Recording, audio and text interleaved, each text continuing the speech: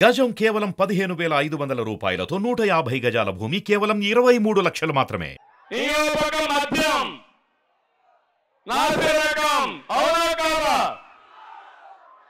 పేదవాళ్ళ రక్తాన్ని తాగే పరిస్థితికి వచ్చారు. ఎక్కడ చూసినా ఇష్ట ప్రకారం మద్యం గాని మైన్స్ లో గాని కుంభకోణాలు జరిగే పరిస్థితి వస్తా ఉంది. లక్షల కోట్ల రూపాయలు కుంభకోణాలు చేస్తున్నారు. ఈ పేదవాడి రక్తాన్ని మా తమ్ముడు తీసుకొచ్చాడు. క్వార్టర్ వాటర్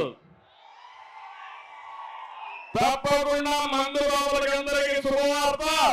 రేట్లు తగ్గిస్తా, నాణ్యమైనటువంటి మద్యం వస్తుంది. మీ జీవితాలతో ఆడుకో.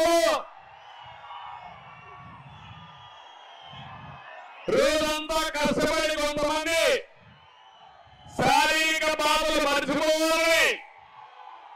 సాయంత్రం అయితే క్వార్టర్ బాటలు దాంట్లో ఆవు వేసుకోవాలనుకుంటే ఈ దుర్మార్గుడు మిమ్మల్ని దోచేస్తున్నారు.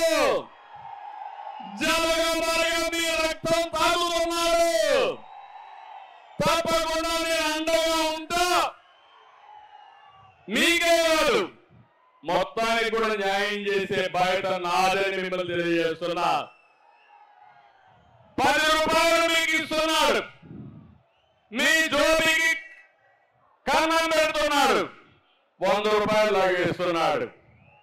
ఇది ఎక్కడ న్యాయం అని నేను అడుగుతున్నా.